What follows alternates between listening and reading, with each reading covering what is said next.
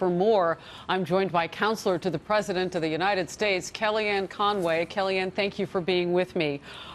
First, I just wanted to kind of go over what the President has said about this. I want to pop up a tweet from him, if we may be able to do that for everybody on the screen. Democrat Governor Ralph Northam of Virginia just stated, "I believe that I am not either of the people in that photo." This was 24 hours after apologizing for appearing in the picture and after making the most horrible statement on super late-term abortion. Unforgivable, exclamation point. Unforgivable from the president. What is the latest from the White House now? Hi, Harris. So the statement by the president actually reflects the point of view of many Americans today on two major issues that involved Virginia's sitting governor, Democrat Ralph Northam. So last week he apologized for his past and hoping to make amends, and then 24 hours later changed course and said, by the way, I'm not apologizing because it didn't involve me and I'm not in the picture. This is exactly what people hate about politicians, that they're craven, they'll say anything, do anything that people put in front of them, their consultants, their focus group results say, and that they'll cling to power for no reason other than to keep that power.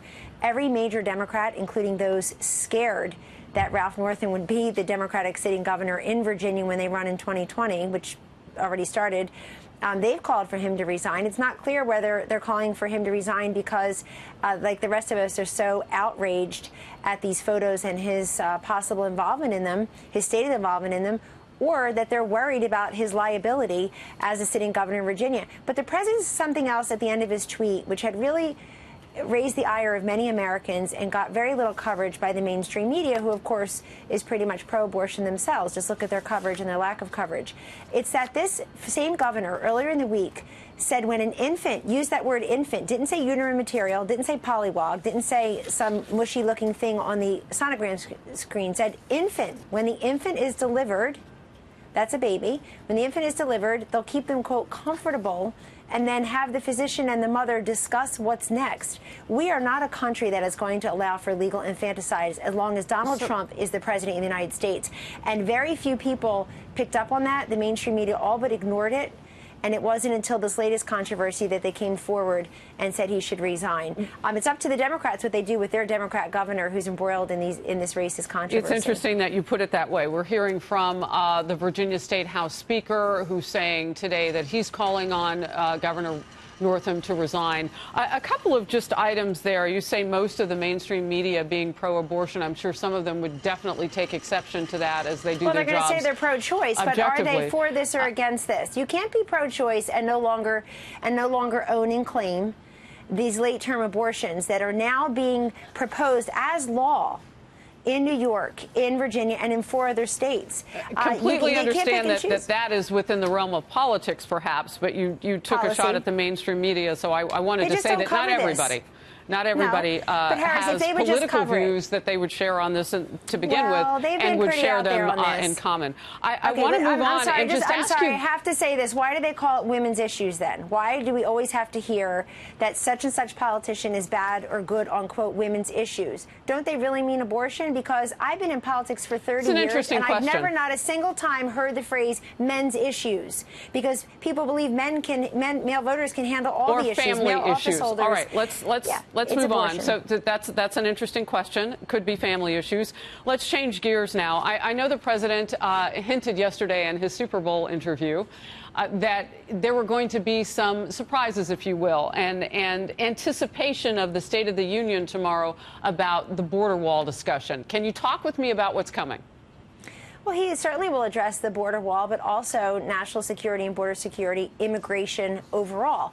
This is an address to the nation, but he's in the chamber in front of the Congress that has failed to do its job for any number of years, if not decades, on getting us an immigration plan in this country that, of course, secures our southern border, but also tackles the chain migration, the visa lottery system, TPS, DACA, all these things that this president, the dreamers, this president has put forward. But most importantly, in this State of the Union, the president is calling for an end to sort of resistance and retribution politics and calling for cooperation and compromise. He really wants to unify the nation as its commander-in-chief and its president, the leader of the nation, Can I ask not a leader you of a political party. And he's really using very specific examples of how Congress and he have done this already, and how he'd like to, Harris, do it in the near future as well. All right, real quickly, because there's been all this discussion about the semantics. Is it a border barrier? The president has gone back and forth. Maybe I won't call it a wall. Is he going to call it a wall in the State of the Union address tomorrow night? Well, I'll leave that to him. I'm not going to speak specifically about the address, which I've seen and I think is fantastic in his voice. Do you think he should call it a wall based on... I think it doesn't matter, and here's why. I said probably 5 weeks ago on 2 Sunday shows, including your own network, that it's a silly semantics argument. Now lots of people are saying that, meaning we need a physical barrier. He has told the leadership in the Democratic Party here in the White House in the Situation Room, call it whatever you want. Call it steel slats, call it a barrier. Call it secure fences, Harris. Where did I get that idea? From Secure legislation that already existed under Democrats. That's right. Call it what you want. Call it a wall. Call it a physical barrier. But it must do the following. The description of it and its certitude is more important than what you call it. It must be a physical barrier that you can't crawl under, climb over, drive through, or walk around. Right. You need to impede and deter these drugs, this human trafficking, the people coming over here and risking these small children now from the Northern Triangle countries, risking their health. Come legally like 33 million Americans have. We welcome it. All right. So we don't know whether or not he'll call it a wall. But as you've said, you could call it, and I try to interject there with this information, you could call it what they called it in the last piece of legislation, which was under Democrats. They have more than 600 miles of which we're talking about already. Let's talk foreign policy. And the president saying... he'll call it a wall, by the way, but they can call it what they want to. Now we know. Okay, so he will call it a wall. I didn't say in the State of the Union. I'm just saying he does say that. Right, but the reason he said last week, call a wall is because they're all dancing around it. Just pass the legislation. I hear Put you. it on his desk. I hear you. All right. So just this weekend, the president again cast some doubt on his intelligence chief's reports. And you've got a look coming up with a second summit with North Korea. How is it exactly that you go into a second summit with a North Korean dictator when you distrust the intelligence, some of it, assessment? He doesn't distrust his intelligence team. He said that when he disagrees, he lets that be known, and he let it be known very publicly recently. But let's not conflate the two. The second meeting with Chairman Kim is to move forward on the president's stated goal of complete and verifiable denuclearization of the Korean Peninsula, which is everybody's business. We're already ahead of the game vis-a-vis North Korea because the 3 American detainees were returned. The remains of our brave soldiers who were lost who died and whose remains were in North Korea for almost 70 years, being returned to the vice president's care in Hawaii last year. Certainly trying to talk to Chairman King about denuclearization, but look, nothing's changed on the sanctions. The sanctions remain in place while these conversations continue. Kellyanne, does the president trust what his intel chiefs are saying about North Korea as you head into the second summit? So the president is listening to his intelligence team, and he's also listening to the reports that he has seen in the past and his previous conversations. He believes that we can achieve, not that we have, and not even that we're super close, but that we can achieve complete denuclearization. He has to at least try. We just started year 3 of his administration. Here's a president who's trying to make good on what his predecessor, President Obama, told him the day after he was elected would be his most vexing problem, quote, North Korea. Well, why is that? Because it wasn't solved, it wasn't ameliorated in those 8 years.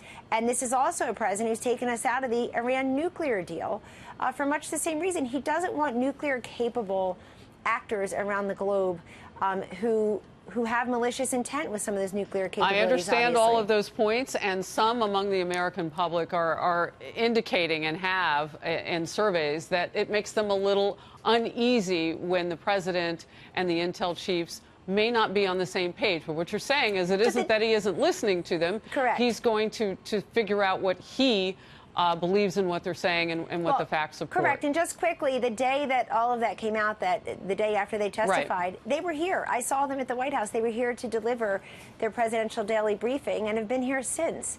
So I don't want the gossipy part to overstep and overtake or the interpretation the of what's there. That's right. I gotcha. Kellyanne Conway, it's always a pleasure to talk to you. And you surprised me when you said the president is always going to call it a wall. Thank you very much. Meaning he will always call it a wall. They can call it what they want. He's also said steel slap barriers. We've been round and round this game for a while. He's put his proposal on the table. The whole world was there to see it. The deadline is February 15th. We're yet to get. Let's let the conferees do their work. We need border security. Thank you. All right. Thank you, Kellyanne.